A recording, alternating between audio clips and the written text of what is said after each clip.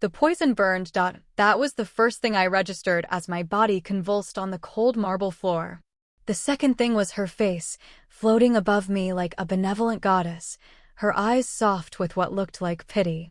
My sister, Linhua, knelt beside me, one delicate hand pressed to her chest, as if she were the one suffering. Behind her, the man I had loved, Li Wei, my husband in name only, stood frozen, his scholar's face pale and stricken. Forgive me, Xinue, Linhua whispered, her voice trembling with tears that did not fall. I never meant for it to go this far. But you left me no choice. You were always so stubborn, always reaching for things that did not belong to you. I tried to speak, but my throat was closing. The peach pastry she had fed me with such sisterly affection now felt like a furnace in my stomach, molten fire spreading through my veins. I clawed at the marble, my fingernails splintering against the polished stone. My vision was tunneling, the ornate ceiling of our family's ancestral hall spinning above me like a grotesque carousel. Linhua, Li Wei finally said, his voice cracking. She is your sister. How could you? Don't you dare lecture me, she snapped, and the mask slipped. For one glorious, terrifying moment, I saw her as she truly was. The gentle mask was gone. Underneath was something cold, hungry, and utterly without mercy. You think I did this for myself? I did this for us. She was a threat. She always has been. And now she will not stand between us. Li Wei stepped forward, and I saw it in his eyes, the conflict, the hesitation. He had loved me once, or at least I had believed he did. But Linhua had worked her poison on him too, long before she had worked it on me. She had whispered her doubts, her concerns, her careful manipulations until he saw me not as his beloved, but as an obstacle, a madness that had clouded his judgment. The darkness was encroaching. I could feel my heart stuttering in my chest, each beat weaker than the last. My body was failing, but my mind, my soul, they were burning with a clarity I had never known. I saw it all now. Every slight, every whispered insinuation, every carefully orchestrated accident. Linhua had been dismantling my life piece by piece since we were children. And I had been too blind, too trusting, too desperate for her love to see it. You will be happy, I managed to choke out, the words barely audible. Both of you. That is the cruelest punishment of all. Linhua's eyes widened. For a fraction of a second, something flickered there, regret, fear, guilt. It was gone before I could name it. She leaned closer, her breath warm against my ear, and whispered, "Die knowing that I will take everything you ever wanted. Your husband. Your place in this family. Your very memory. You will be forgotten, little sister. You will be nothing." The poison reached my heart. I screamed, but no sound came out. The world went white, then black, then nothing at all. And then I was awake. The sandalwood scent was so strong it made my eyes water. I was lying on a narrow pallet in a room I recognized but could not place. The ceiling was cross-beamed with dark-aged wood. The light filtering through the paper screen was pale and thin, the light of early morning. My body felt wrong, too light, too young. My hands, when I lifted them before my face, were smooth and unblemished, the faint calluses from years of brushwork gone completely. I stumbled to the bronze mirror on the small table. The face that stared back at me was my own, but younger. 16, perhaps. The softness in my jaw had not yet hardened into the sharp lines of adulthood. My cheeks still held the plumpness of youth. I touched my reflection, my fingers trembling against the cold metal.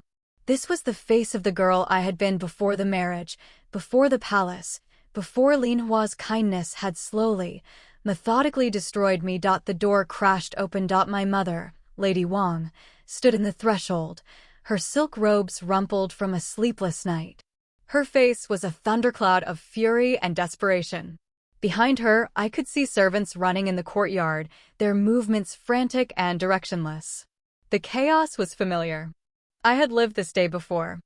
"You foolish, ungrateful creature," my mother shrieked, her voice pitched high with hysteria.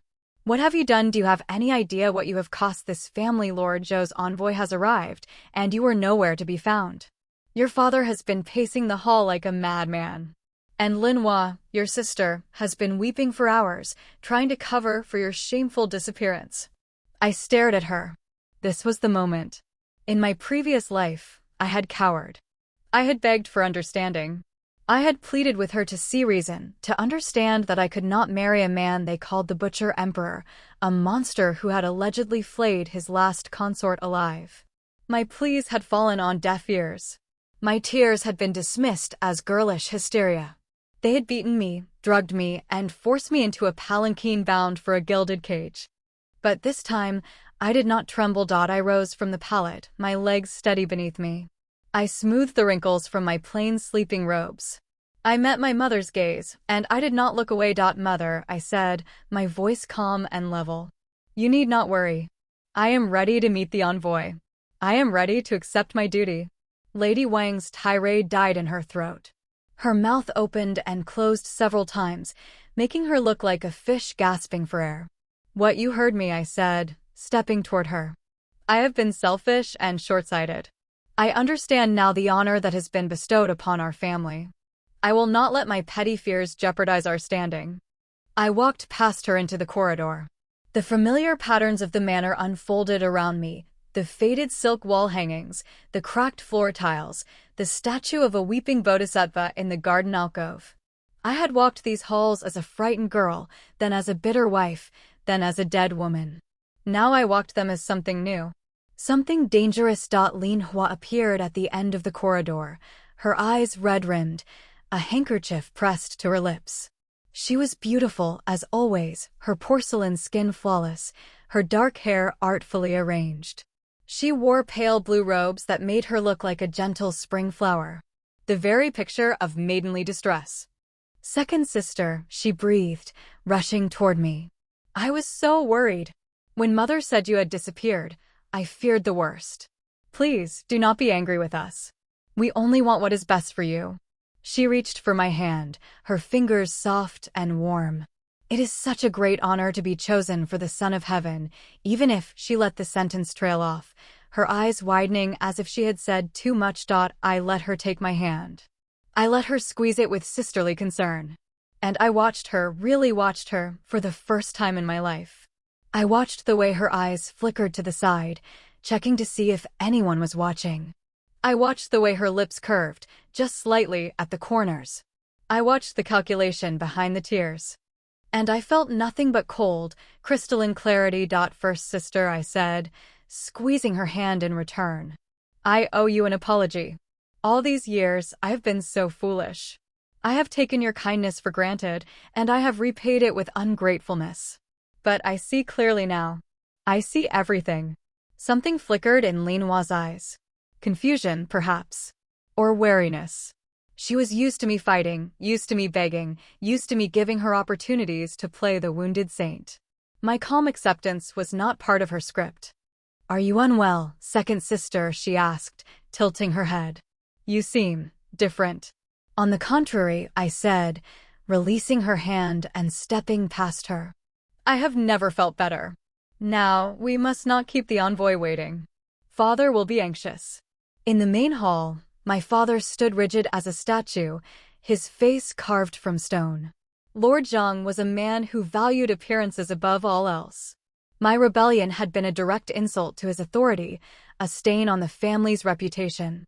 He opened his mouth to speak, no doubt to unleash a torrent of accusations and threats. I curtsied before he could say a word. Forgive me, Father, I said, my voice carrying through the silent hall. I was overwrought by the news of this great honor. I let my fear get the better of me. But I have come to my senses. I am ready to accept the Emperor's decree with the humility and gratitude it deserves. My father's mouth hung open. He exchanged a bewildered glance with my mother, who had followed me into the hall and now stood frozen near the entrance. The envoy, a portly man with shrewd eyes, observed the scene with bland amusement. Lord Zhou's representative cleared his throat. Lord Zhang, he said, his voice smooth as oil. Is this the young lady who is to be presented to His Majesty? Yes, indeed, my father stammered, still reeling. This is my second daughter, Zhang Xinyue. The envoy's eyes swept over me. I knew what he saw, a tall, slim girl with sharp cheekbones and eyes that were perhaps too direct for a proper young lady. I was not beautiful like Lin Hua. I had always been the plain one, the overlooked one, the one who could be sacrificed without consequence. But I held his gaze, and something in my expression must have given him pause. Her Imperial Majesty, the Dowager Empress, has looked favorably upon this match, the envoy continued. She believes a firm hand and a clear eye will be of more use to the Son of Heaven than a delicate, weeping flower. She believes such a character resides in the second daughter of the Zhang family. I felt my mother stiffen beside me. Lin Hua's smile, still fixed in place, had become strained and brittle. The Dowager Empress had specifically requested me. Not Lin Hua. Me. The invisible daughter. The sacrifice. The envoy presented the gifts: silk, jade, gold, and the betrothal contract was signed. A date was set for my departure to the capital. The formalities were concluded with practiced efficiency, and the envoy was escorted out. The moment we were alone, Lin Hua's mask dropped. "What are you playing at?" she hissed, her voice sharp and ugly. "You think by acting the dutiful daughter you can escape this fate? There is no escape, Xingyue. You are marrying the butcher. You will be dead within a year. And I will be here, living the life you always wanted." I turned to face her. I had been holding this moment in my heart for a lifetime. "For 2 lifetimes. You are right, sister," I said, my voice soft as silk. "One of us will die." I took a step toward her, and something in my eyes must have shown her a glimpse of the woman I had become, because she actually flinched. "But you have made a fundamental miscalculation. You see me as the weaker sister, the one to be sacrificed.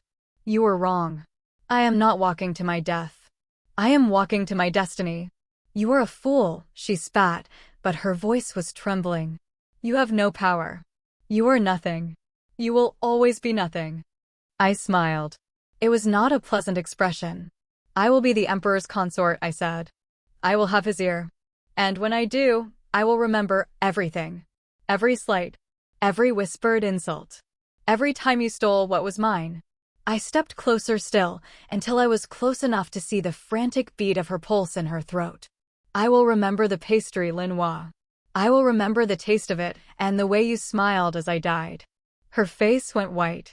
Not pale, white, as if all the blood had drained from her body in an instant. "What did you say?" She whispered. "I said," I repeated, leaning in so close my lips nearly brushed her ear, "that I will remember everything." I left her standing there, frozen in the silence of the hall. I walked back to my small, narrow room, and I sat down on the pallet that had been my bed since childhood. My hands were trembling, but it was not fear that shook them. It was rage. It was joy. It was the fierce, burning certainty that I had been given a second chance, and I would not waste it. The marriage was a cage. But I was no longer a frightened bird. I was a blade, and I would sharpen myself against the very bars that held me. The Butcher Emperor might be a monster, but I had faced worse monsters. I had faced my sister. I had faced death itself. And I had survived. The journey to the capital would take 2 weeks. In that time, I would gather information. I would build alliances. I would learn everything I could about the man I was being sent to marry. And when I arrived, I would not be a sacrifice. I would be a force. I would be reckoning. I looked down at my hands, young and unblemished, and I remembered the way they had clawed at the marble floor as the poison consumed me. I remembered the cold finality of death. I remembered the emptiness of nothingness. And I remembered the warmth of my body in my sister's arms as she whispered her final betrayal. I would never forget. I would never forgive. But I would survive. The game had begun, and I had already won the first move. The palanquin swayed with the rhythm of the bearer's steps, a gentle, hypnotic motion that might have lulled me to sleep if my mind were not racing with cold, sharp purpose. The silk curtains were drawn, but I could see the world passing in glimpses: the dusty road, the green hills, the occasional village where peasants would stop and stare at the imperial procession. In my previous life, I had spent this journey in a fog of terror, weeping into my sleeves, praying for a miracle that never came. Now I sat upright, my spine straight, my eyes taking in every detail. I had been in the palanquin for 7 days. 7 days of watching, listening, and learning. The eunuchs assigned to me were a careful lot, their faces blank masks of servitude. But I had learned to read people in the palace, to see the small cracks in their composure. The head eunuch, a gaunt man named Gao, had a twitch in his left eye whenever he lied. The senior maid, a plump woman called Chun Hua, bit her lower lip when she was nervous. These were small things, but in a world where information was currency, small things could buy empires. On the 8th day, we stopped at a way station.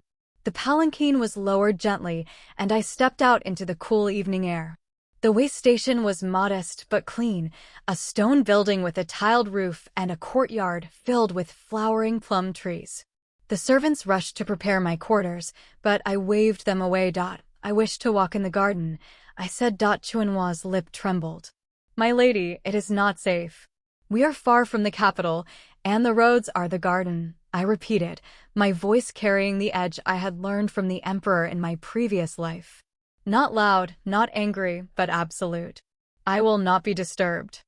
She bowed and retreated. The garden was small but lovely, the plum trees heavy with blossoms that perfumed the air with a sweet, delicate scent. I walked slowly along the gravel path, my mind turning over the information I had gathered. The emperor, I had learned, was not merely a tyrant. He was a man who had been forged in fire, a child who had watched his father be poisoned by his own concubines, a boy who had been forced to execute his own half-brothers to secure his throne. The stories of his cruelty were not lies, but they were also not the whole truth. He was ruthless because he had learned that ruthlessness was the only language his enemies understood. I was still turning these thoughts over when I heard footsteps behind me. I did not turn. I knew the rhythm of the walk, the particular weight of the step. It was not a servant. A Lady Zhang. The voice was low, smooth, and utterly without warmth. I turned slowly, schooling my features into careful neutrality. The man standing before me was tall, lean, and dressed in the simple robes of a traveling scholar. But his eyes gave him away, sharp, calculating, the eyes of a man who had seen too much and trusted too little.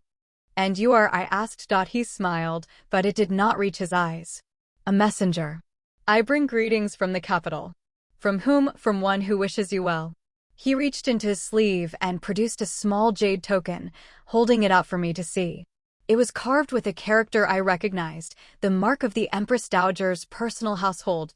I felt a chill run down my spine. The Empress Dowager. In my previous life, she had been a distant, terrifying figure, a woman of immense power and cold indifference. She had not cared about me, not really.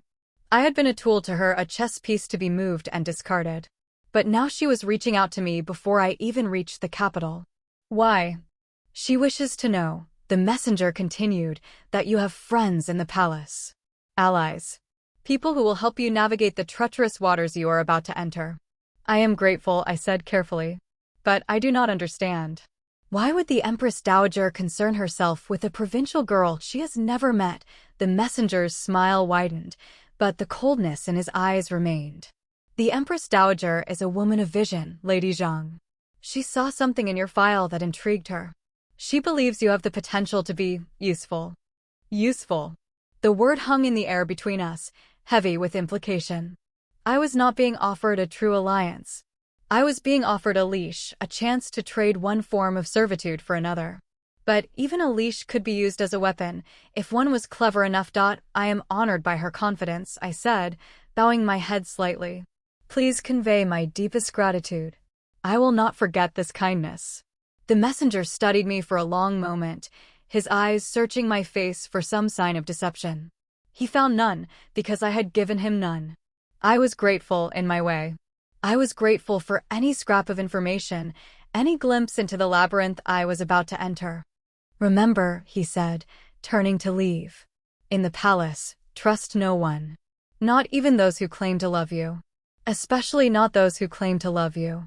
He disappeared into the shadows of the garden, and I was left alone with the plum blossoms and the weight of his words. The journey continued. We passed through towns and villages, through rice paddies and bamboo forests, through the endless, rolling hills of the central provinces.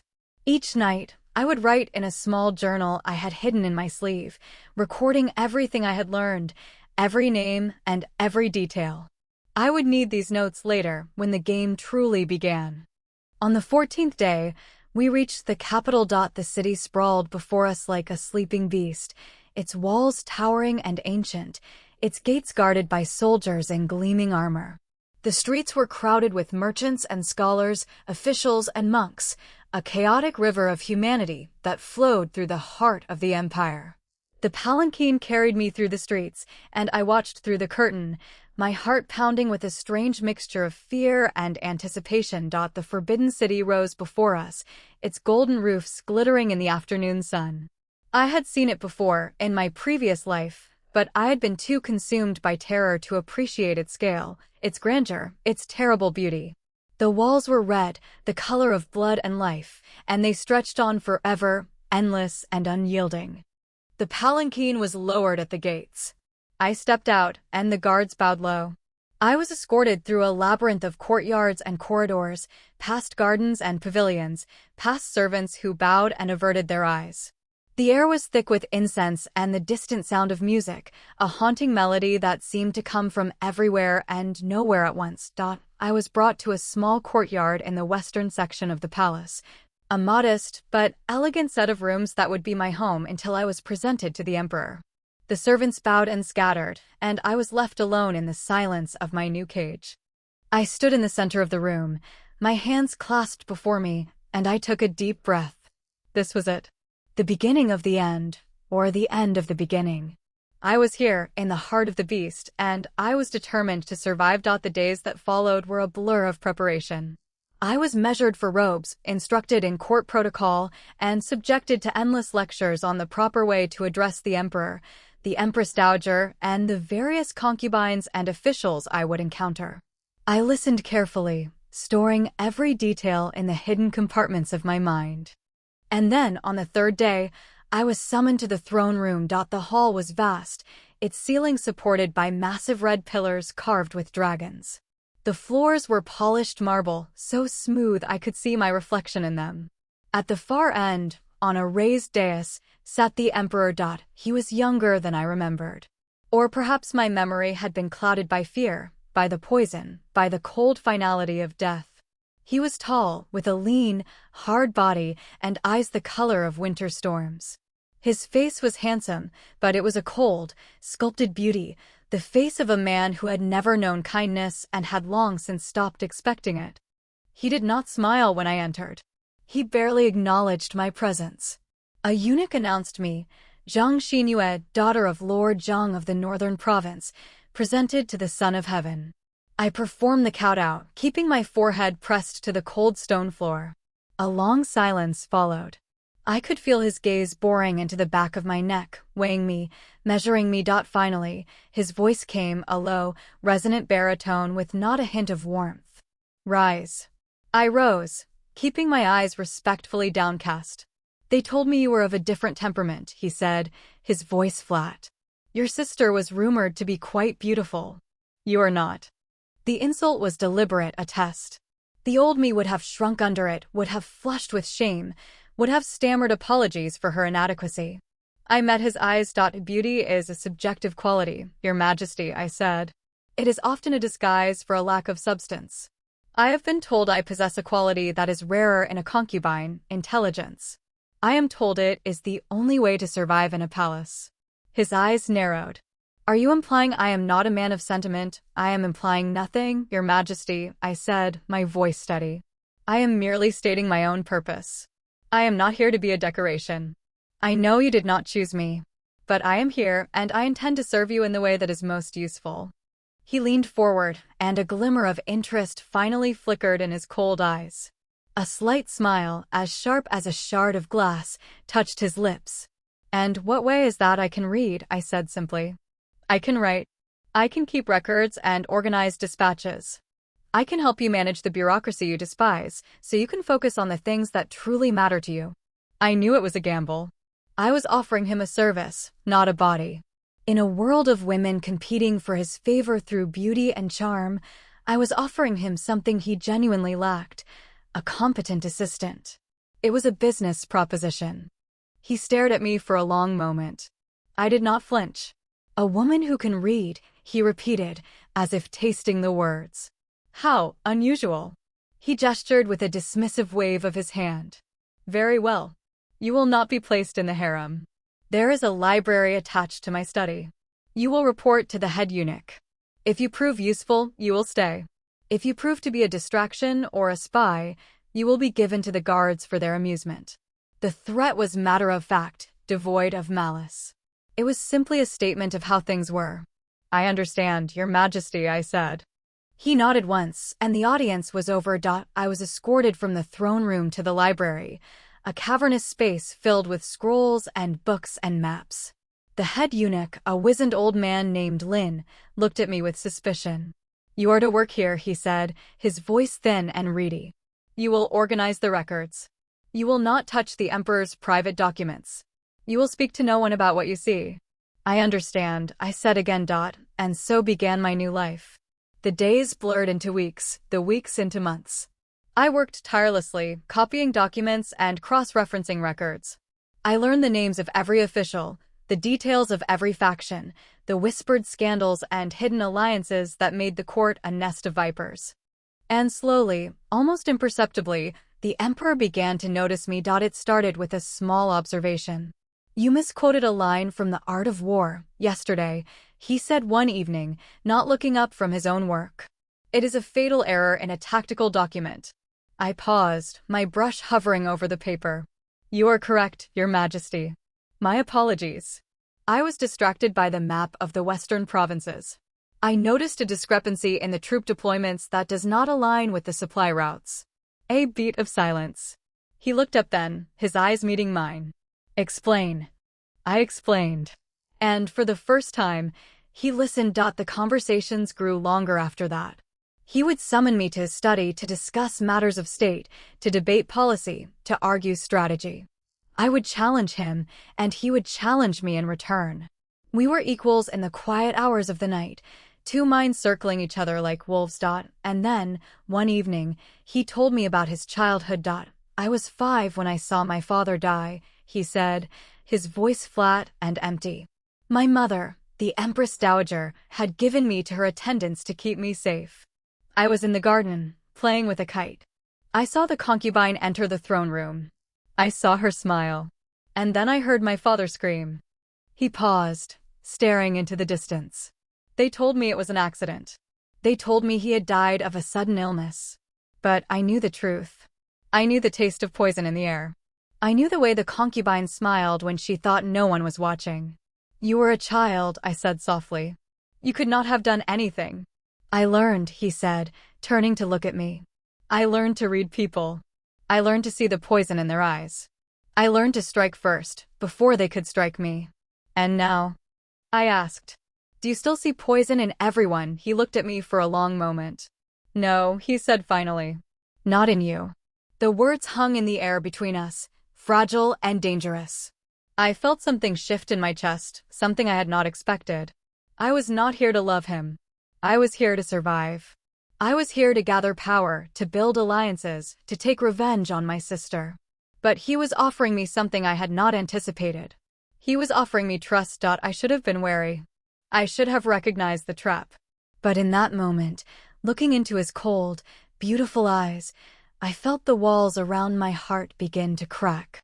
Your Majesty, I said, my voice barely above a whisper. The door burst open.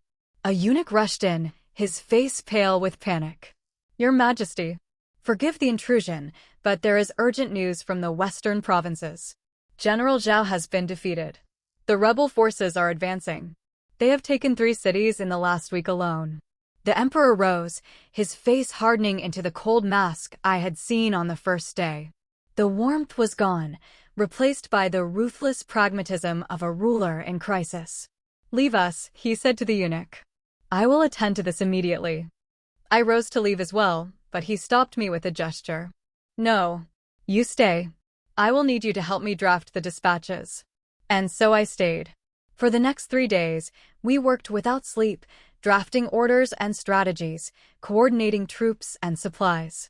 I watched him lead, and I saw the man behind the mask, brilliant, relentless, and utterly alone. He was not a monster.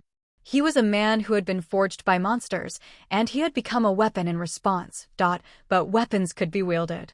And I was determined to wield him. As I organized the latest dispatch, I caught sight of a familiar name in the records. My sister's husband, Li Wei, had been appointed to a post in the Ministry of Rights. He and Lin Hua would be arriving in the capital in 2 months.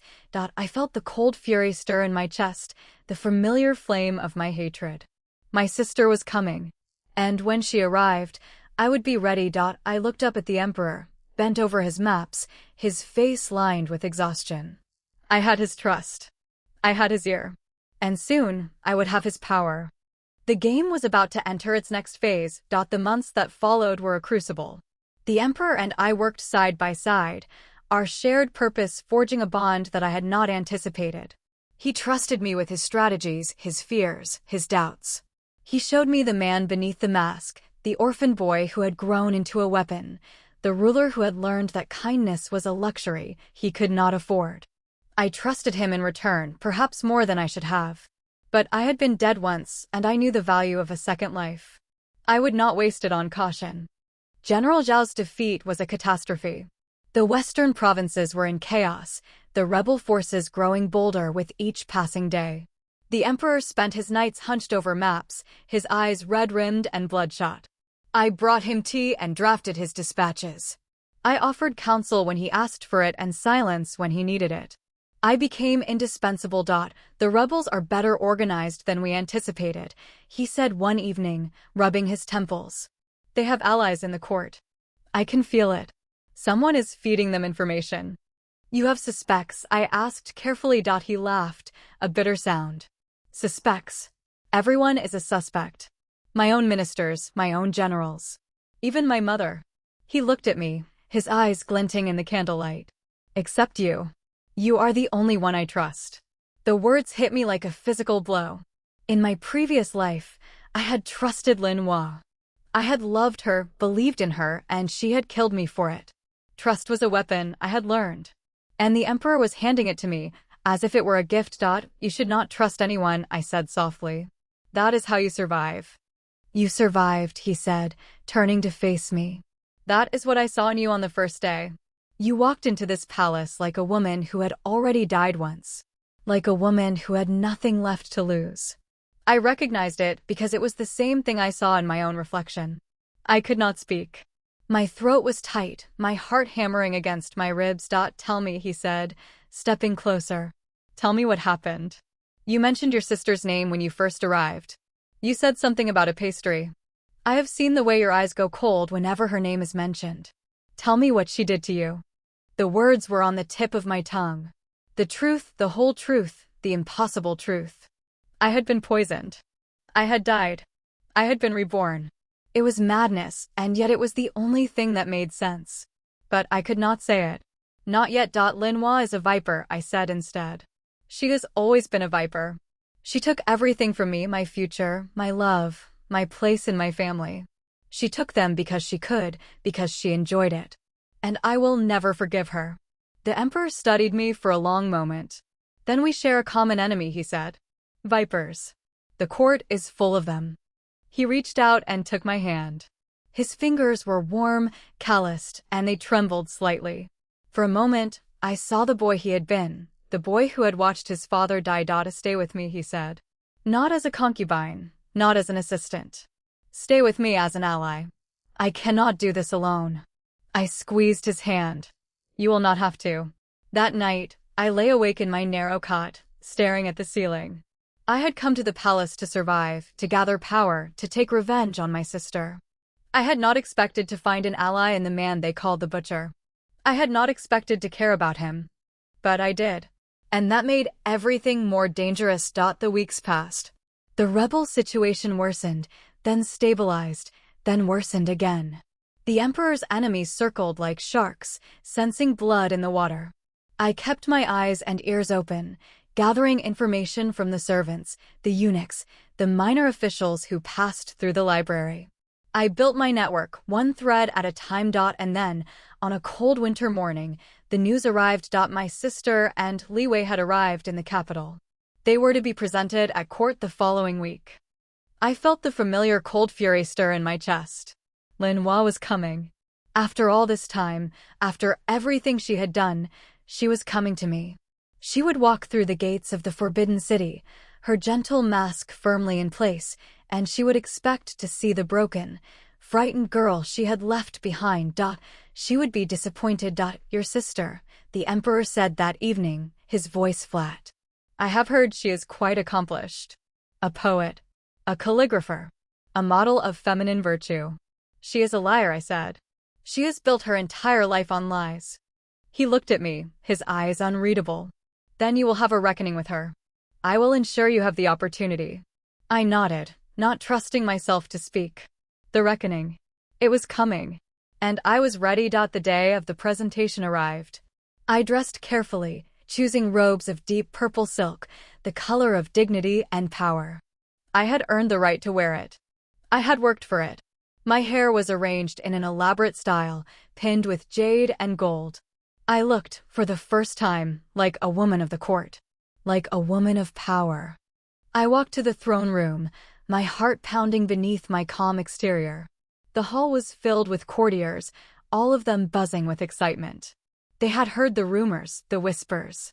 They had heard that the emperor's new favorite was a provincial girl with a sharp tongue and a sharper mind. They were curious. I took my place near the dais, my posture perfect, my expression neutral. And then the doors opened and Lin Hua walked in. She was beautiful as always. Her robes were made of the finest silk, a soft shade of peach that made her skin glow. Her hair was arranged in an elaborate style, adorned with pearls and gold. Her smile was gentle, her eyes downcast, the very picture of maidenly modesty. But I saw the truth beneath the mask. I saw the sharp, calculating edge in her eyes, the way her gaze swept the room, cataloging everyone and everything. I saw the tiny twitch at the corner of her mouth, the flicker of satisfaction. She did not expect to see me. Presenting Li Wei, Minister of Rights, and his wife, Lady Lin Hua, the eunuch announced. Lin Hua moved forward, her steps graceful, her eyes still downcast. She performed the kowtow, rising with elegant precision. And then she saw me. For a moment, her mask slipped. Her eyes widened, her mouth falling open in surprise. She recovered quickly, but I had seen it. I had seen the shock, the fear, the disbelief. "Second sister," she breathed, her voice trembling with manufactured emotion. "I cannot believe it. I have missed you so terribly." I stepped forward, my smile sharp as a blade. "First sister. It has been too long. I see you have married well. Li Wei is a fine catch." Lin Hua's smile tightened. "As have you, second sister. I hear you have risen high in the emperor's favor." "How unexpected." "Unexpected," I repeated, letting the word hang in the air. "Yes, I imagine it is." The emperor rose from his throne, his presence commanding the attention of the entire hall. "Lady Zhang," he said, his voice carrying through the silence. "I have heard many things about your sister and her husband.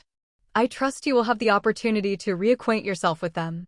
The implication was clear. I had his blessing. His power was mine to wield. I bowed. "Thank you, Your Majesty. I will take great pleasure in reacquainting myself with my dear sister." The reception that followed was a carefully orchestrated dance. Lin Hua moved through the crowd, charming and graceful, her laughter like music. But I noticed the way her eyes kept drifting to me, the way her smile faltered when she thought no one was watching. I cornered her in a quiet alcove near the garden, away from the prying eyes of the courtiers. "Sister," I said, my voice low and sweet. "It is so good to see you again. I have thought about you every day since I left." Lin Hua's smile was fixed in place, but her eyes were wary. "And I have thought about you, second sister. I prayed for your safety every night. The court is such a dangerous place." "Is it?" I asked, tilting my head. "I have found it to be quite manageable. It is all about knowing who to trust. And, more importantly, who to watch." "I am so glad to hear it," Lin Hua said, her voice strained. "I was so worried for you. The emperor has such a fearsome reputation." "The emperor," I said, stepping closer, "has been nothing but kind to me. He values my counsel. He trusts my judgment. He has given me everything I could ever want. I paused, letting the words sink in. Everything you took from me. Linhua's face went pale. I don't know what you mean. Don't you? I smiled, and it was not a pleasant expression. I remember everything, Linhua. I remember the pastry. I remember the way you smiled as I died. I remember the way you whispered your betrayal in my ear. I leaned in, my voice dropping to a whisper. But I am not dead. I am here. And I will not forget. Linhua's composure shattered. Her face twisted with rage, her eyes blazing with hatred. You think you have won, she hissed. You think you have power. You are nothing. You will always be nothing. And I will destroy you just like I destroyed you before. Try, I said. I dare you. I turned and walked away, leaving her trembling with fury. The game had begun, and I had already won the first move. But I knew Linhua. I knew she would not give up. She would come for me, and I would be ready. The days that followed were a blur of activity. I continued my work in the library, my relationship with the Emperor deepening with each passing night. But I also kept my eyes on Linhua. I watched her charm the courtiers, spread her poison, build her network. She was dangerous. She was determined. And she was planning something. I knew it in the way she smiled at me across the banquet hall. I knew it in the way she whispered to the concubines, the way she curried favor with the Empress Dowager. I knew it because I knew her. She would not rest until she had destroyed me. But I had a secret weapon. I had the Emperor. And I had the truth. The truth. It was the one thing Linhua could not control. I just needed to find the right moment to wield it. That moment came sooner than I expected. It was the night of the autumn festival, the sky blazing with lanterns, the air thick with the scent of incense. The Emperor and I stood on a balcony overlooking the city, the lights of the capital spreading out before us like a sea of stars. Your sister, he said, his voice thoughtful. She is dangerous. I know, I said. She will try something soon. Then we will be ready, he said, turning to look at me. I have made arrangements. Whatever she plans, she will not succeed. I looked up at him, his face illuminated by the lantern light. He was beautiful in that moment, cold and fierce and utterly devoted. Why, I asked. Why do you trust me so completely? He was silent for a long moment. Then he reached out and touched my face, his fingers cool against my skin. Because you look at me like I am a man, he said softly. Not a monster. Not a weapon. A man. No one has ever looked at me that way. I leaned into his touch, my heart aching with a love I had not anticipated. I will always look at you that way, I said. I swear it. He kissed me then, soft and desperate. And I kissed him back, the taste of wine on his lips, the warmth of his body against mine. In that moment, everything else faded away. The scheming, the revenge, the fear. It was just us, two broken people holding each other in the dark. But even as we kissed, I knew it would not last.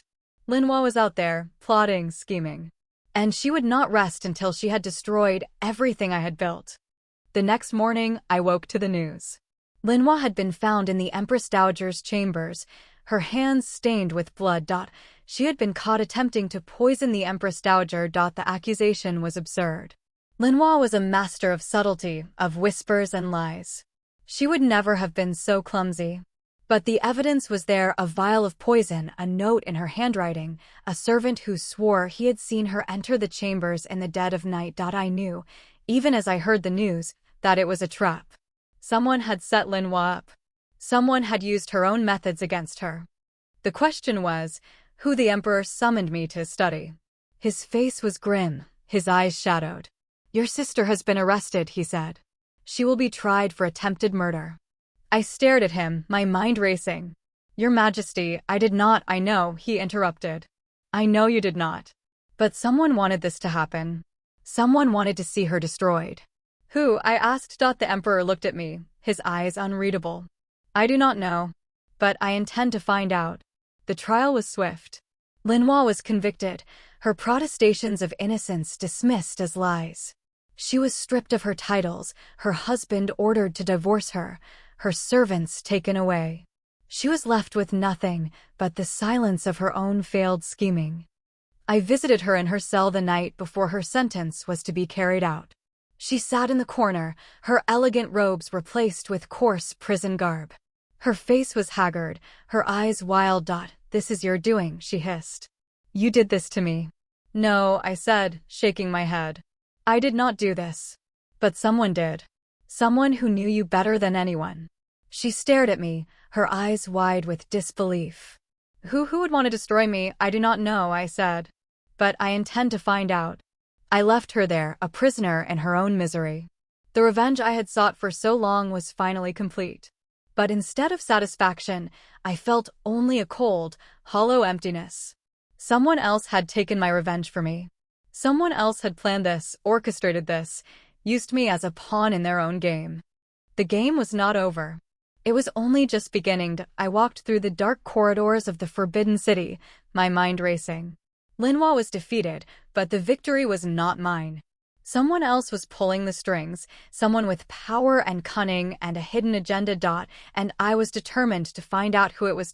But first, I needed to find the Emperor. I needed to tell him everything. The truth about my death, my rebirth, my purpose. He deserved to know. He had trusted me, loved me, believed in me. And I had been keeping secrets from him. I reached his chambers, my heart pounding. I pushed open the door and stopped. He was standing by the window, his back to me. And in his hand, he was holding a familiar object, a small vial of green glass, filled with a clear liquid. The same poison that had killed me. Your Majesty, I said, my voice barely above a whisper. What are you doing? He turned, and his face was cold, his eyes unreadable. I have been watching you, he said. I have seen the darkness in your eyes. I know what you have been planning.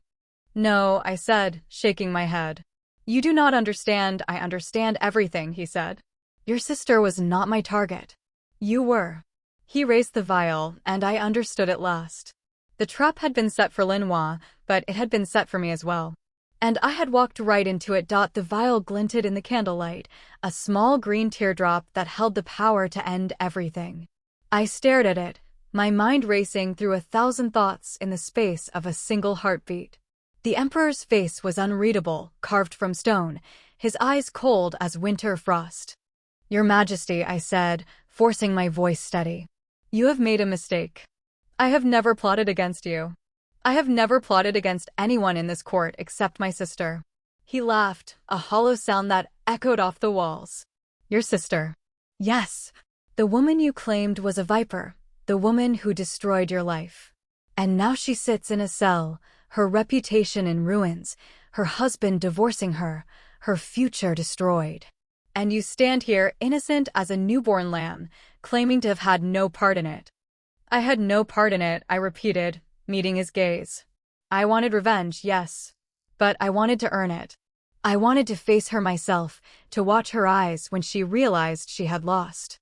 I did not want this. Someone else orchestrated this. Someone else is playing a game we do not understand. The Emperor studied me for a long moment, his expression unreadable. And who would that be? I do not know, I admitted. But I intend to find out. He moved closer, the vial still in his hand. Do you know what this is? He asked, holding it up. This was found in your sister's chambers. The same poison that was used to kill my father. The same poison that was used to kill my first consort. The same poison that, I suspect, was used to kill you. The words hit me like a physical blow. I stumbled backward, my hand flying to my throat. How do you know about that? I know everything, he said softly. I have eyes and ears everywhere, Shinue. I know that you were born again. I know that you came back from the dead. I know that your sister murdered you in a previous life and that you have been seeking vengeance ever since. I could not speak. My throat was tight, my heart pounding against my ribs. The secret I had guarded so carefully, the truth I had never spoken aloud, was laid bare between us. Your Majesty, I whispered. How I told you, he said, stepping closer. I am a weapon. Weapons see things that others do not. And I have been watching you since the day you walked into my throne room. I saw the fire in your eyes. I saw the weight of the past on your shoulders. I knew, even then, that you were not a simple provincial girl. He was close enough now that I could see the tiny lines around his eyes, the faint shadows beneath them. He looked exhausted, haunted, like a man who had been carrying a terrible burden for far too long. Why are you telling me this? I asked. If you know the truth, if you suspect me, why have you trusted me? Why have you? I stopped, unable to finish the sentence. Why have I loved you? He finished for me. Because I understand. I understand what it is to be forged in fire, to be shaped by pain. I understand what it is to want revenge so badly that it consumes everything else. I have been there. I am there. He set the vial down on the table between us. I did not poison your sister. I did not orchestrate this trap. But I knew it was coming. I have known for weeks that someone in this court was planning to destroy her. And I knew, because I have been watching, that they planned to destroy you as well. I felt the blood drain from my face. They want to frame me for her murder. No, he said, shaking his head. They want to use you. They want to use your hatred, your pain, your desperate need for revenge. They want to turn you into a weapon, and then discard you when you are no longer useful. Your sister was the first step. You are the second.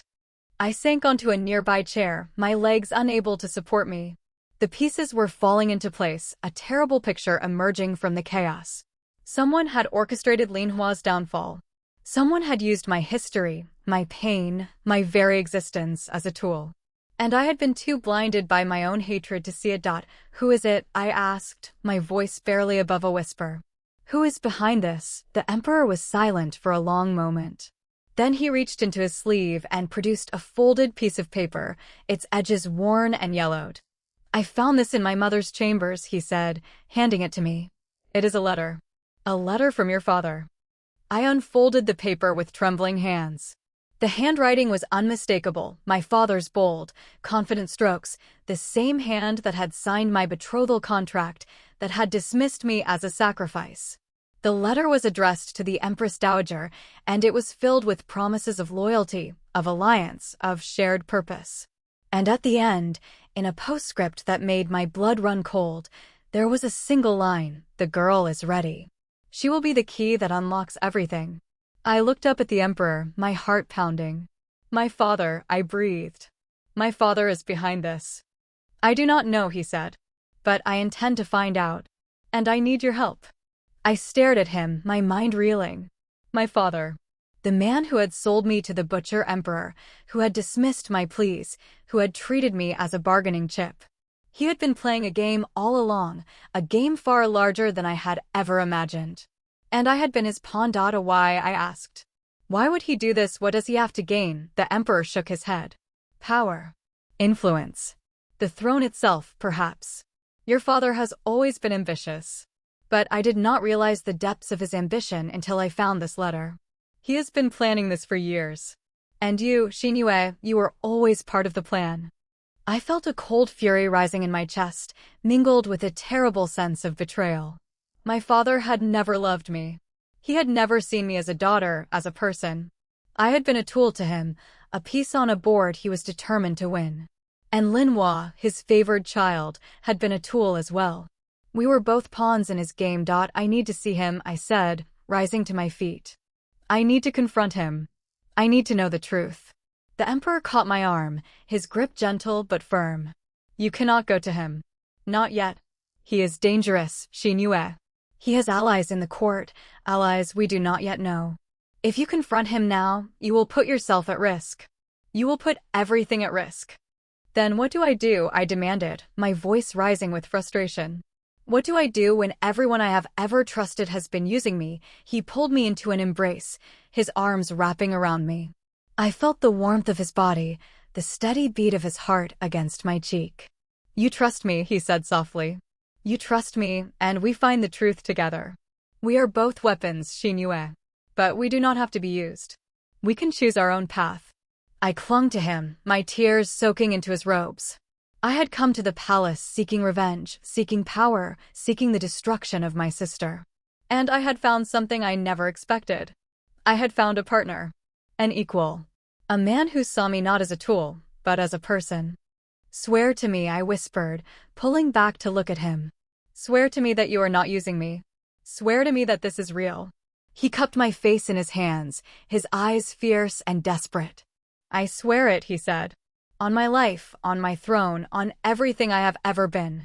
I swear it.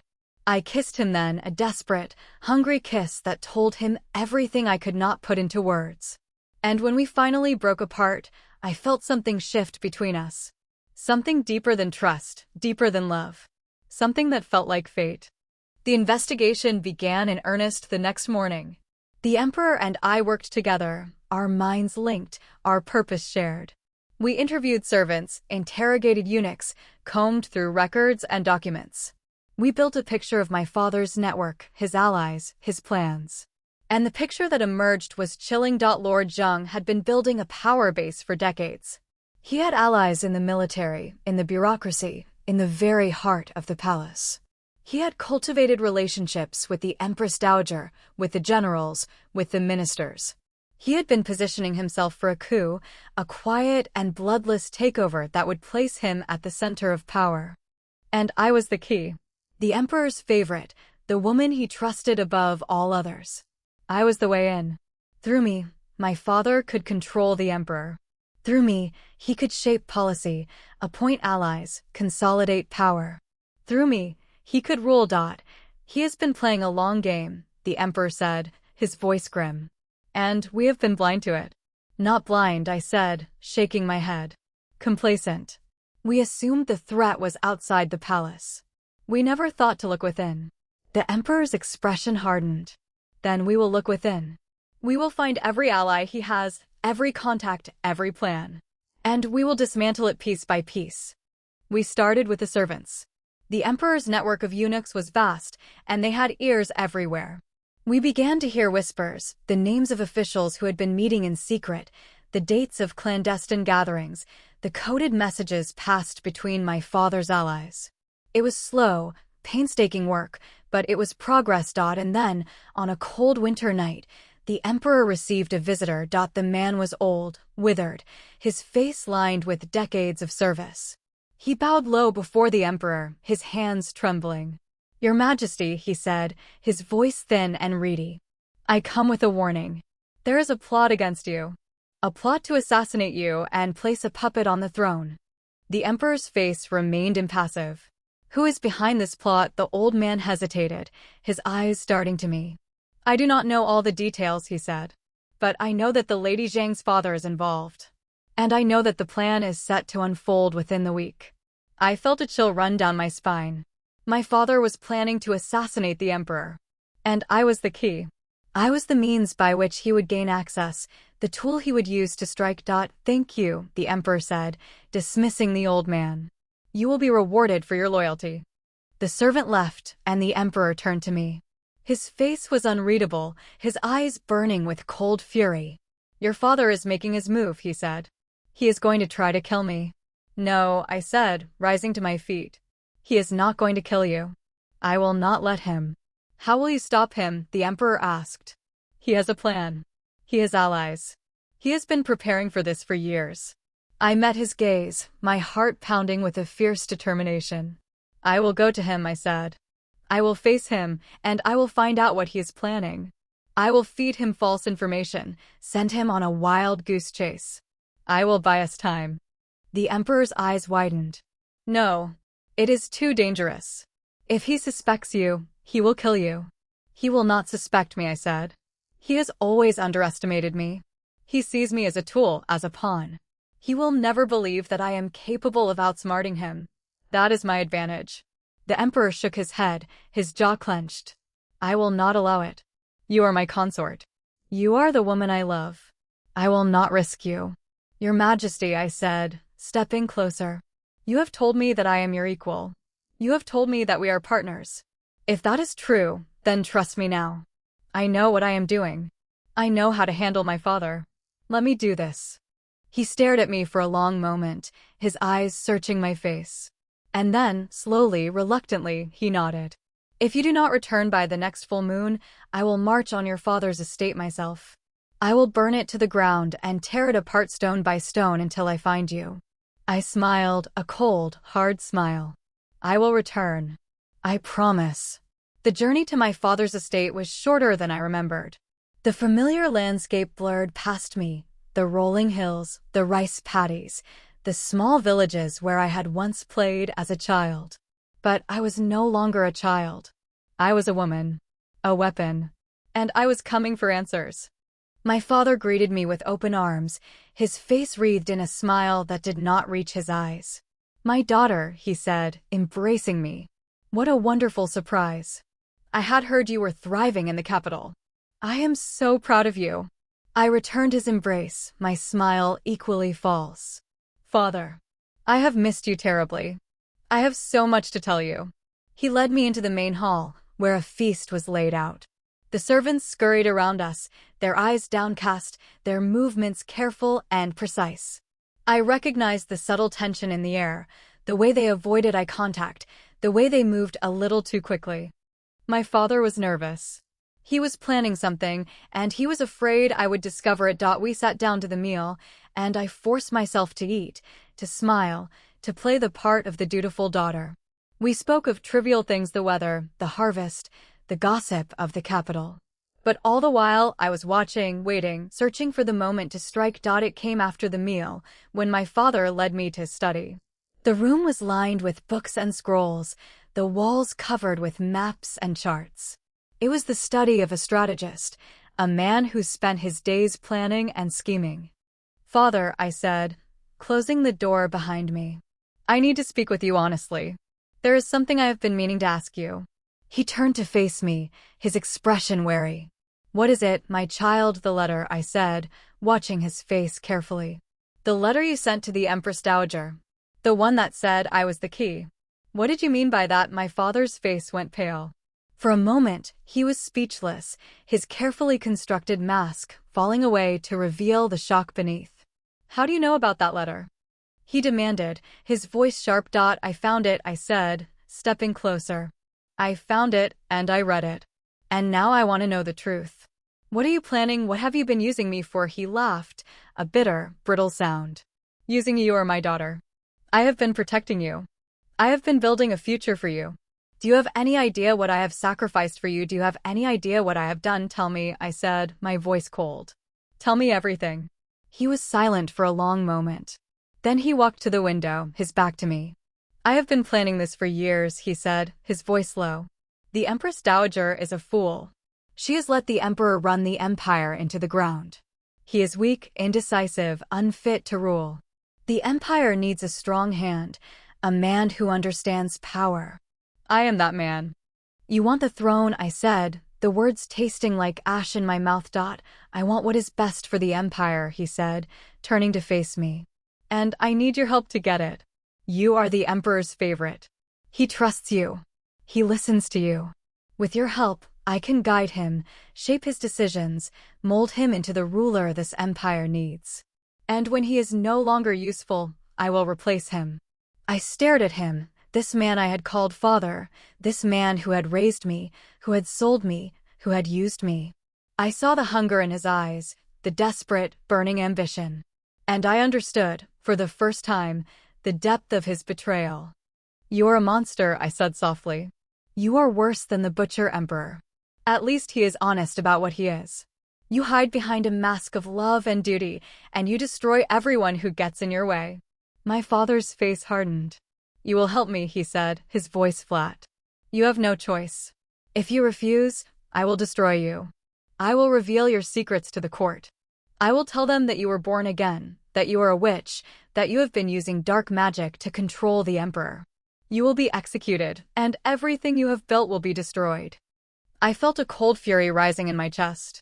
He was threatening me. He was using the same tactics Linhua had used, the same poison, the same lies. He was no different from her.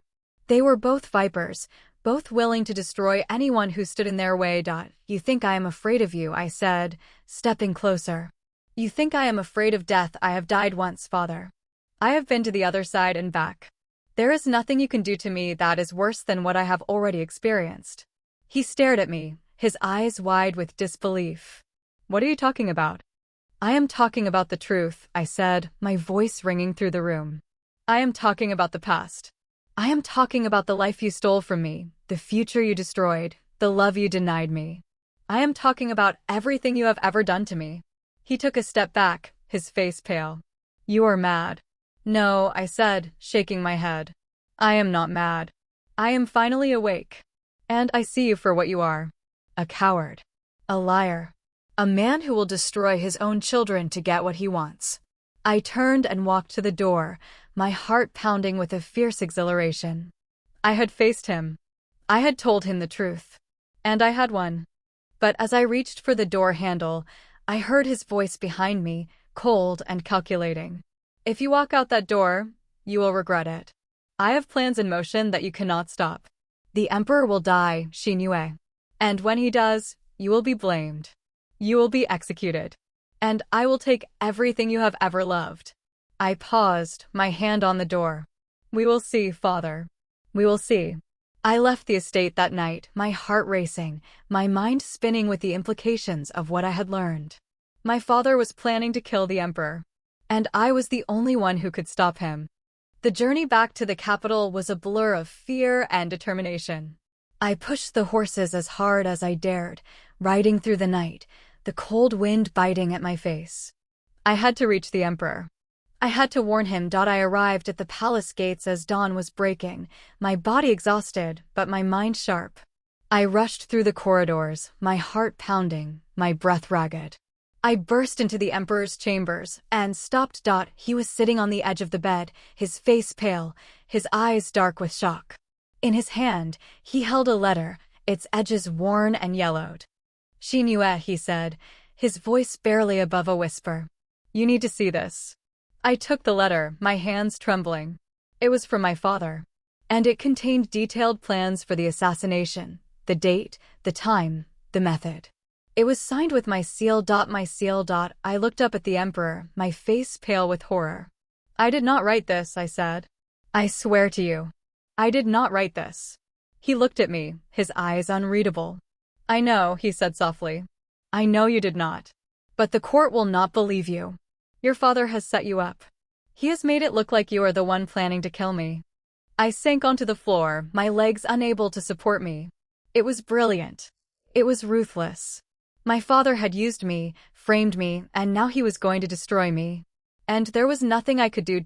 Or was there? I looked up at the Emperor, a desperate plan forming in my mind. Let him think he has won, I said. Let him think I am trapped. And then, when he makes his move, we will be ready. The Emperor knelt beside me, taking my hands in his.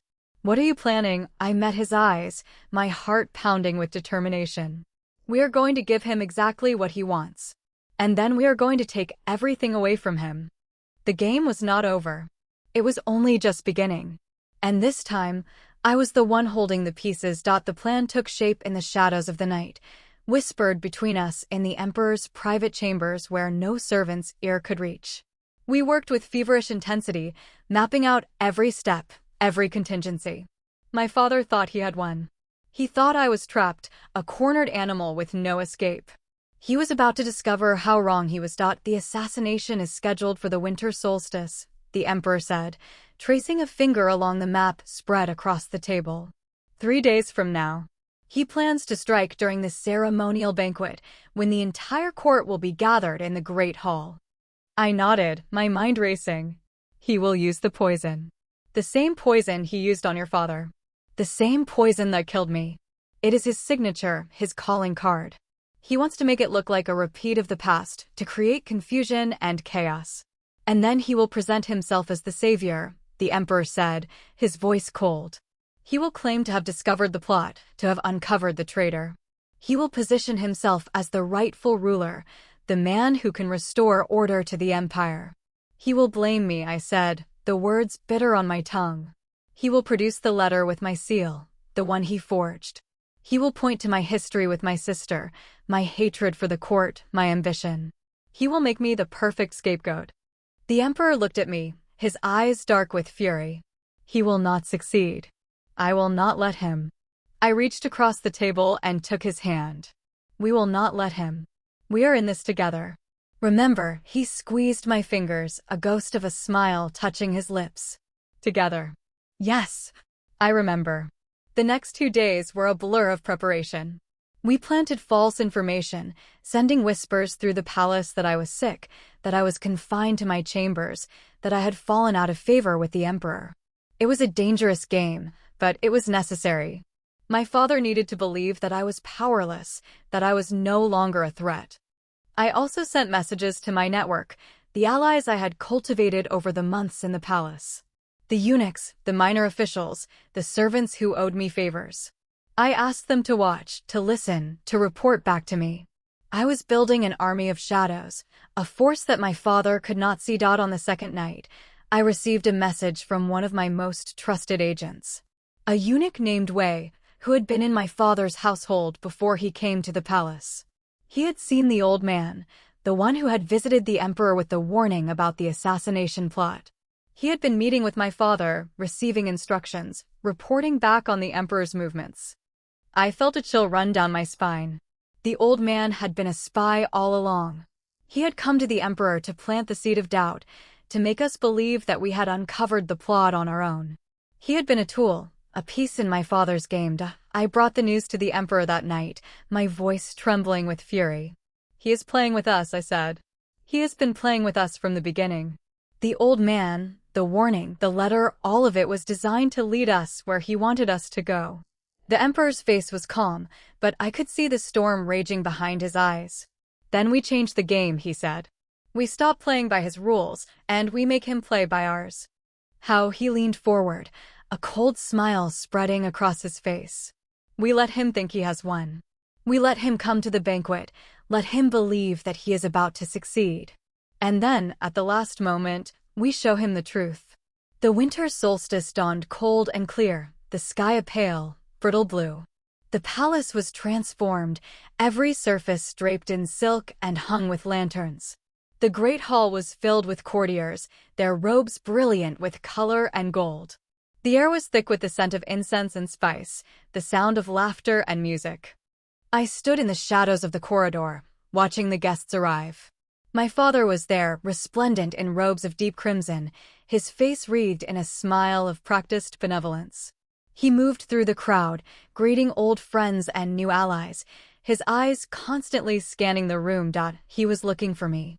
He wanted to see my face, to savor my fear, to revel in his victory. I stepped out of the shadows, my robes of silver silk shimmering in the lantern light. My hair was arranged in an elaborate style, pinned with jade and gold. I looked like a goddess, untouchable and eternal. My father's eyes met mine across the room. For a moment, his smile faltered. He had not expected me to be there.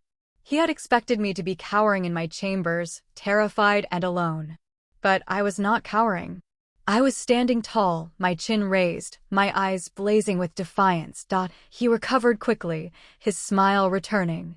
He made his way toward me, his steps measured and controlled. "My daughter," he said, taking my hands in his. "I am so glad you could join us. I was worried you were unwell." "I am perfectly well, father," I said, my voice carrying a note of steel. "I would not miss this celebration for the world." His eyes flickered with suspicion, but he said nothing. He released my hands and moved away, disappearing into the crowd. I watched him go, my heart pounding with anticipation. The banquet began. The food was exquisite, the wine flowing freely. The emperor presided over the feast, his expression serene and untroubled. He looked the picture of a ruler in control, a man who had nothing to fear. But I knew the truth. I knew the danger that lurked beneath the surface. I watched the servants move through the crowd, carrying trays of food and wine. I watched the old man, the spy, as he made his way toward the emperor's table. He was carrying a small vial, hidden in his sleeve. The poison. The same poison that had killed my father's father, that had killed me, that was meant to kill the emperor. I made my move. I rose from my seat, my movement fluid and graceful. I walked toward the emperor's table, my eyes fixed on the old man. He saw me coming, and for a moment, he hesitated. But it was too late. I was already there. "Your Majesty," I said, my voice ringing through the hall. "I have a gift for you. A toast to the future of the empire." I raised my cup, and the entire hall fell silent. The emperor rose, his eyes meeting mine. He raised his own cup, and the courtiers followed suit, their voices rising in a chorus of well wishes. And then I turned to the old man. "You," I said, my voice sharp as a blade. "You have been carrying something in your sleeve. Something you have been planning to put in the emperor's wine." The old man's face went white. He tried to back away, but the guards were already moving, their hands on his arms. He struggled, But it was useless. He was caught. My father rose from his seat, his face contorted with rage. What is the meaning of this? He demanded. You dare to accuse a loyal servant of the court in the middle of a celebration. I turned to face him, my smile cold and hard. I dare, father. And I dare more than that. I dare to accuse you. The hall erupted in whispers. My father's face was a mask of fury, but I could see the fear lurking beneath the anger. He had not expected this. He had not expected me to strike first. You are mad, he said, his voice trembling. You have been driven mad by your hatred for your sister, your jealousy, your ambition. You are trying to destroy me to save yourself. No, father, I said, shaking my head. I am trying to save the empire. From you. I raised my hand, and a servant stepped forward, carrying a document. I took it, holding it up for the entire hall to see. This is a letter from my father to the Empress Dowager, I said.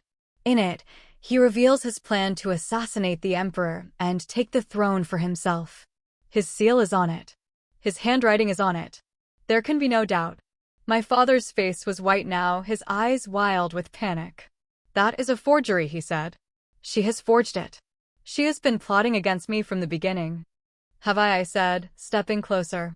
Have I been plotting against you, father, or have you been plotting against me, just as you plotted against your own father, just as you plotted against my sister, just as you plotted against everyone who ever stood in your way? The hall was silent, every eye fixed on us. I could feel the weight of their gaze, the tension in the air. This was the moment. This was the reckoning. The emperor rose from his throne, his voice carrying through the hall. Lord Zhang, he said, his tone cold and commanding. You have been accused of treason against the throne. What do you have to say in your defense? My father opened his mouth, but no words came out. He was trapped, cornered, his carefully constructed web of lies falling apart around him. Guards, the emperor said. Arrest Lord Zhang. He will be tried for treason in the morning. The guards moved forward, their hands on my father's arms. He struggled, his face twisted with fury and desperation. You cannot do this, he shouted. I am a loyal subject of the empire. I have served the throne for decades. You cannot do this to me. But the guards were unmoved. They dragged him from the hall, his protests echoing off the walls. The courtiers watched in stunned silence, their faces a mixture of shock and fear. I turned to the emperor, my heart pounding.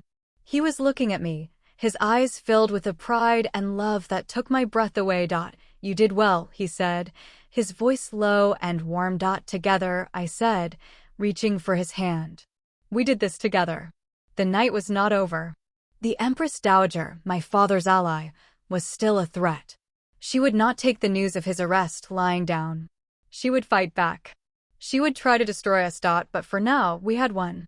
We had faced the enemy and emerged victorious. And I knew, with a certainty that filled me with hope, that we would face whatever came next together. The arrest of my father sent shockwaves through the palace. The Empress Dowager was furious, her carefully constructed alliance in ruins. She summoned me to her chambers the next morning, her eyes blazing with rage. You have destroyed everything, she said, her voice trembling with fury. Everything I have worked for, everything I have built. And you think you have won? I stood before her, my head held high, my heart steady. I have not destroyed anything, I said. I have simply exposed the truth. Your plan, my father's plan, all of it. The empire deserves better than scheming and betrayal. It deserves a ruler who serves the people, not himself. The Empress Dowager laughed, a bitter, hollow sound. You are a fool, she said. You think the emperor is different from us. He is the same as his father, the same as every ruler who has ever sat on that throne. He will use you, and he will discard you, just like he has discarded everyone else. I shook my head. You do not know him. You have never known him. You see only what you want to see, a weapon to be wielded. But he is more than that. He is a man. And he loves me. The Empress Dowager's eyes widened, a flicker of disbelief crossing her face. Loves you. He is incapable of love. He has been trained to be incapable of love. You are deluding yourself. No, I said, my voice soft but certain. I am not deluding myself. I know what I feel. And I know what he feels. We have been through too much together for it to be anything other than love." The Empress Dowager was silent for a long moment. Then she sank onto a nearby chair, her face pale and drawn. "You have won," she said, her voice barely above a whisper. "For now. But do not think this is over. There are others who will not rest until they have destroyed you." I nodded. "I know. I am ready for them."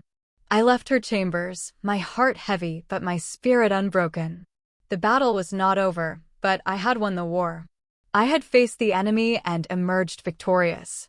And I knew, with a certainty that filled me with hope, that I would face whatever came next. The trial of my father was swift. The evidence against him was overwhelming: the letter, the testimony of his own servants, the confession of the old man who had been his spy. He was convicted of treason and sentenced to death. I watched him stand in the dock, his face pale and drawn, his eyes filled with a hatred that burned like fire.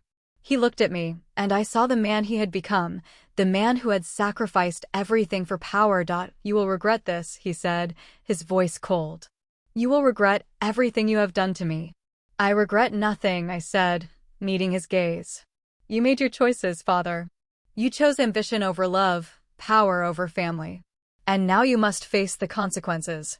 He was led away, his protests echoing off the walls. I watched him go, and I felt a strange sense of peace. The past was finally behind me. The future was mine to shape. The Emperor was waiting for me in the garden, his face illuminated by the light of the setting sun. He reached for my hand, his fingers warm and strong. "It is over," he said. "Your father has been sentenced. Your sister is in exile. The Empress Dowager has been confined to her chambers. The threat is gone." I looked up at him, my heart swelling with love and hope. "It is not over," I said. "There will always be threats, always be enemies. But we will face them together." He smiled, a genuine smile that transformed his face. "Together," he repeated. "I like the sound of that." I leaned into him, my head resting against his chest. I could feel the steady beat of his heart, the warmth of his body. And I knew, with a certainty that filled me with peace, that I had finally found my home. The weeks that followed were quiet, a time of healing and rebuilding. The Emperor and I worked to restore order to the court, to root out the last remnants of my father's network. We dismissed corrupt officials, appointed honest men, and set about the business of governing the empire. It was not easy. There were challenges, setbacks, moments of doubt. But we faced them together, our bond growing stronger with each passing day.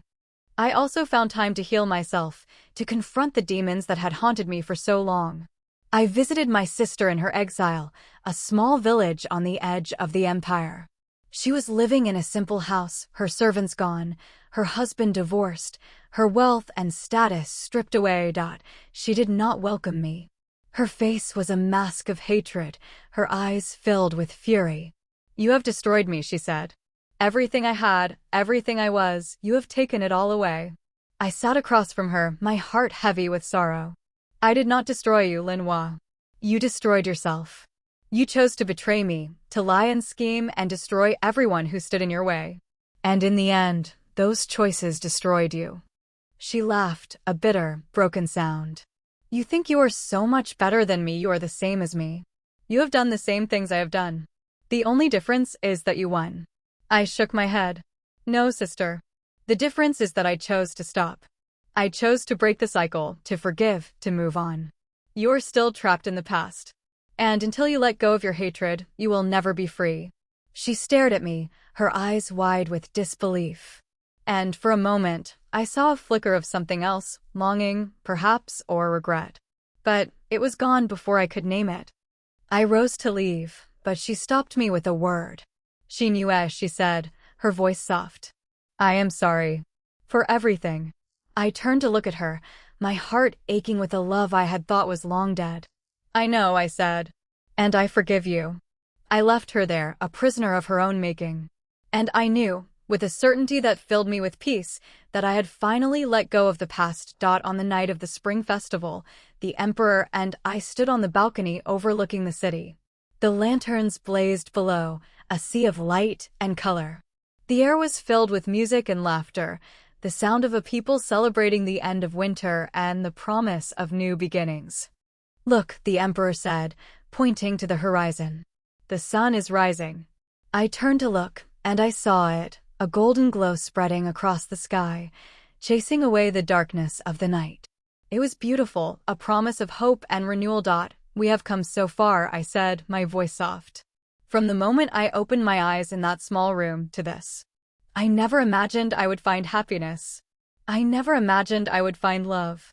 He turned to me, his eyes shining with a love that took my breath away. "Neither did I," he said. "But I found it. I found you." He took my hand, and together we watched the sunrise. I felt a sense of peace, a sense of completion. The past was behind me, the future before me, and I was ready to embrace it. "I love you," I said, the words simple but true.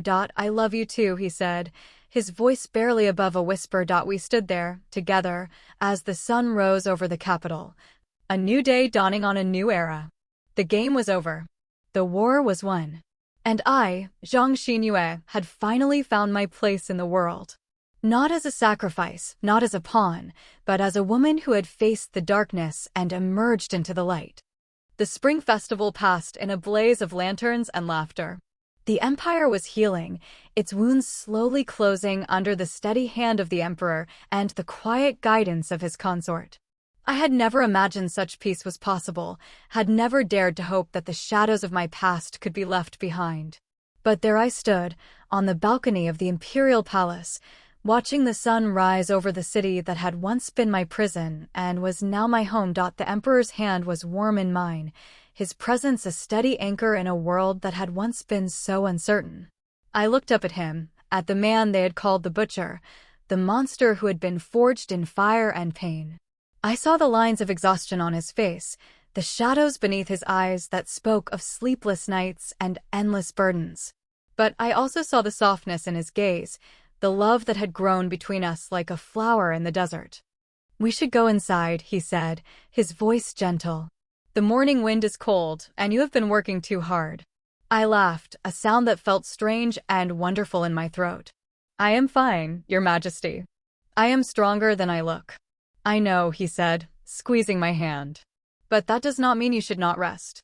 The empire will not crumble if you take a day to yourself." I shook my head, a smile playing on my lips. "The empire might not crumble, but my inbox certainly will. The ministers have been sending me petitions nonstop. They seem to think I have the answers to everything." "They are not wrong," he said, his eyes glinting with amusement. "You do have the answers to everything. That is why I married you." I raised an eyebrow. "Married me? I thought you just kept me around to organize your library." He laughed, a warm sound that filled my heart with joy. "That too. But I have to admit, you are much better at organizing the library than my mother ever was." I swatted his arm playfully. "Do not let the Empress Dowager hear you say that. She will have my head." "She will have to get through me first," he said, his voice suddenly serious. "And she knows better than to try." The memory of the Empress Dowager's fury, the cold hatred in her eyes as she watched her plans crumble, sent a shiver down my spine. She was confined to her chambers now, stripped of her power, her influence reduced to nothing. But I knew she was not defeated. I knew she was biding her time, waiting for the right moment to strike. "She is still dangerous," I said, the words slipping out before I could stop them. The emperor's face darkened. "I know. I have people watching her every move. She will not be able to harm us." I nodded, but the unease remained. The Empress Dowager was a viper, and vipers did not give up easily. She would find a way to strike, eventually. It was only a matter of time. The weeks that followed were a time of cautious optimism. The empire was stable, the court was calm, and the people were beginning to believe that the darkness was finally behind them. I threw myself into my work, organizing the emperor's library, advising him on matters of state, and building alliances with the officials who had once been my father's enemies. But even as I worked, I could not shake the feeling that something was wrong. There were whispers in the palace, rumors of unrest in the provinces, strange happenings that defied explanation. I tried to ignore them, to focus on the present, but the past had a way of catching up with me. It was on a warm summer evening that the first sign of trouble appeared. I was in the library, reviewing a stack of petitions, when one of my trusted eunuchs appeared in the doorway. His face was pale, his hands trembling. "My lady," he said, his voice barely above a whisper. "There is something you need to see." I followed him through the winding corridors of the palace, my heart pounding with apprehension. He led me to a small room in the eastern wing, a room that had been sealed for years. The door was old and heavy, its surface covered in dust and cobwebs. "What is this place?" I asked, my voice tight with unease. The eunuch hesitated, his eyes darting to the shadows. "This was the Empress Dowager's private study, my lady, before she was confined. I found something hidden in the walls. Something that I think you need to see." He pushed open the door, and I stepped inside. The room was small and cramped, its walls lined with shelves of dusty scrolls and books. A desk stood in the center, its surface covered in papers and maps. And on the desk, in a place of honor, was a small wooden box. I approached it slowly, my heart racing. The box was plain, unadorned, but there was something about it that made my skin crawl. I reached out and lifted the lid, and my breath caught in my throat. Inside was a collection of letters, their edges yellowed with age. I recognized the handwriting immediately. It was my father's. The letters were addressed to the Empress Dowager, and they detailed a plot so elaborate, so carefully constructed, that it took my breath away. My father had not been working alone. He had been working with the Empress Dowager, and together they had orchestrated the assassination of the emperor's father. They had framed the concubine, the woman who had been executed for the crime. They had used the chaos to consolidate their power, to build their network of allies. And I had been their pawn all along. The marriage, the palace, the rise to power, all of it had been part of their plan. They had needed me to get close to the emperor, to earn his trust, to become his weakness. And then, when the time was right, they had planned to use me to destroy him. I felt the room spin around me, my legs threatening to give way. I had thought I had escaped the past. I had thought I was free. But the past was not done with me. It had been waiting, lurking in the shadows, biding its time. I gathered the letters, my hands trembling, and took them to the emperor. He read them in silence, his face growing darker with each passing moment. When he finished, he looked up at me, his eyes blazing with cold fury. "She has been playing us all along," he said, his voice low and dangerous. "My mother, your father, they planned this together." "I know," I said, my voice barely above a whisper. "I did not know. I swear to you, I did not know." He reached out and took my hands, his grip firm and reassuring. "I know you did not. This is not your fault. But it changes everything." We confronted the Empress Dowager that night. She was sitting in her chambers, her face a mask of serene indifference, when we burst through the door. She looked up at us, her eyes cold and unyielding, and she smiled. "So," she said, her voice smooth as silk. "You have found my little secret." The emperor stepped forward, his face twisted with rage. "You killed my father," he said, his voice trembling with barely contained fury. "You framed an innocent woman. And you have been plotting to destroy me from the moment I took the throne." The Empress Dowager laughed, a cold, brittle sound. "You are so naive, my son. You always have been. Did you think power was given freely? Did you think I would let you rule? Without my guidance, I built this empire. I sacrificed everything for it. And I will not let you destroy it." "You have destroyed it," I said, stepping forward. "You have filled it with lies and corruption. You have used everyone around you as tools. You are a monster." She turned to me, her eyes blazing with hatred. "And you," she said, her voice dripping with venom. "You are nothing but a peasant girl who got lucky. You think you have when you think this is over. There are others who will rise up in my name. You will never be safe. You will never be free." I met her gaze, my heart pounding, but my voice steady. "Then we will face them together. The emperor and I. We will face whatever comes, and we will win. Because we have something you have never had. We have each other." The Empress Dowager's face contorted with rage, and she lunged at me, her hands outstretched. But the guards were faster. They seized her arms, dragging her back, her screams echoing off the walls. She was taken away, her power finally broken. And I stood in the silence of her chambers, my heart heavy with sorrow and relief. The emperor came to me, taking my hands in his. "It is over," he said, his voice soft. "It is finally over." I looked up at him, tears streaming down my face. Will it ever be over? There will always be enemies, always be threats. How do we ever find peace? He pulled me into an embrace, his arms wrapping around me. "We find it in each other," he said. "We find it in the moments of joy, the moments of love. We hold on to each other, and we do not let go." I clung to him, my heart aching with a love that was both fierce and fragile. I had come so far, faced so much, and I had found something I had never expected. I had found a partner, a friend, a home. The months that followed were a time of rebuilding. The Empress Dowager was executed for her crimes, her network dismantled, her allies scattered. The court was purged of corruption, honest men appointed to positions of power. And slowly, painfully, the empire began to heal. But it was not an easy journey. There were setbacks, moments of doubt, moments when the weight of the past threatened to crush us. I woke often in the middle of the night, my heart pounding, my body drenched in sweat. The nightmares came less frequently now, but they still came. The taste of poison, the cold marble floor, Lin Hua's face as she watched me die. The emperor would be there, always, his arms wrapping around me, his voice soothing my fears. "I am here," he would whisper. "I am here. You are safe."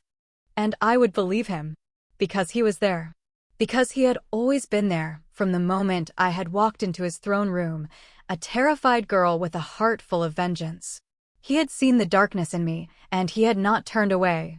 He had loved me anyway. One night, after a particularly vivid nightmare, I sat up in bed, my body trembling. The emperor was beside me, his hand on my back, his eyes filled with concern. "Tell me," he said, his voice soft. "Tell me what happened. I know you have secrets, Xingyue.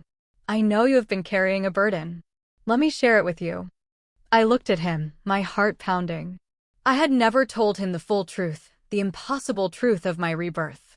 I had hinted at it, but I had never spoken it aloud. "I died," I said, the words tumbling out in a rush. "In another life, I died. My sister poisoned me, and I died on the floor of our family's ancestral hall. And then I woke up.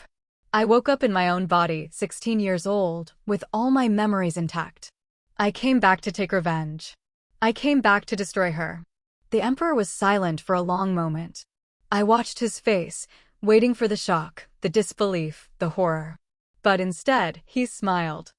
"I know," he said softly. "I have always known." I stared at him, my mouth open. "You knew, but how could you possibly know?" He reached out and touched my face, his fingers warm against my skin. "I told you," he said. "I see things that others do not. I saw the weight of the past on your shoulders.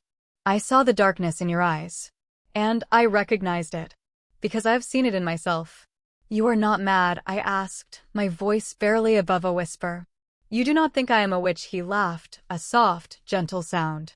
"I think you are the bravest woman I have ever known. I think you have endured more than anyone should have to endure. And I think I am the luckiest man in the empire, because you chose to love me." Tears streamed down my face, tears of relief and joy. I had carried this secret for so long, this burden of truth that I had thought would destroy me. And he had known all along. He had loved me anyway. I leaned into him, my head resting on his chest. "I love you," I said. "I love you more than I ever thought possible." He kissed the top of my head. "And I love you. Now and always." It was a few weeks later that I began to feel strange. I was tired, constantly tired, and my stomach was unsettled. I dismissed it as stress, the aftermath of the trials we had endured. But when the symptoms persisted, I sent for the imperial physician. He examined me in silence, his old hands gentle and steady. When he finished, he looked up at me, a slow smile spreading across his face. "Congratulations, my lady," he said. "You are with child." The world stopped. I stared at him, my mind reeling. With child. I was carrying the emperor's child. The heir to the empire. The news spread through the palace like wildfire. The emperor was overjoyed, his face breaking into a smile so wide it transformed him. He held me close, his hands cupping my face, his eyes shining with tears. "We are going to have a child," he said, his voice trembling with emotion. "A son, a daughter, a child of our own." "We are," I said, my heart swelling with love and hope. "We are going to have a family." The pregnancy was not easy. I was sick often, my body struggling to adapt to the changes. But the Emperor was by my side every moment, his presence a steady comfort. He read to me, held my hand, whispered words of love and encouragement. The months passed, slow and torturous. I grew large and unwieldy, my body a foreign land I no longer recognized. But through it all, I held on to the hope, the dream of the child I would hold in my arms. The birth was long and difficult. I labored for hours, my body screaming with pain, my mind clouded with exhaustion. But I pushed through, fueled by the thought of the life growing inside me. And then, finally, it was over. 2 cries, thin and reedy, filled the room. 2 children, a boy and a girl, placed in my arms. They were beautiful, perfect, their tiny faces scrunched up with the effort of being born. I looked at them, these 2 small miracles, and I felt a love so fierce and so overwhelming that it took my breath away. The Emperor knelt beside me, his face streaked with tears. "They are beautiful," he whispered. "They are perfect. They are ours." "They are ours," I repeated, my voice thick with emotion. "Our children. Our family." We named them Wei and Mei, the boy and the girl, the prince and the princess. They grew quickly, their personalities emerging with each passing day. Wei was serious and thoughtful, his father's son in every way. Mei was wild and free, her mother's daughter, a spirit that could not be tamed. I watched them play in the garden, their laughter filling the air. The Emperor stood beside me, his arm around my waist, his eyes fixed on our children. "We have come so far," he said softly. "From the moment we met to this. I never imagined I would have this. A family. A home." I leaned into him, my heart full to bursting. Neither did I. But we found it. We found each other. He turned to me, his eyes shining with love. "I love you, Xingyue. More than I ever thought possible." I reached up and touched his face, my fingers tracing the lines that had been etched by years of pain and struggle. "I love you too. Now and always." We stood there, together, watching our children play. The sun was setting, the sky painted in shades of gold and crimson. It was beautiful, a perfect ending to a story that had begun in darkness. But it was not an ending. It was a beginning. A new chapter, a new life, a new world. I had been born again, not once but twice. I had died, and I had been reborn. I had faced the darkness, and I had emerged into the light. I had taken my sister's place, married the butcher emperor, and borne him a lovely boy and girl. I had found love, and I had found redemption. I had found myself. The story of my death was finally over. The story of my life was just beginning.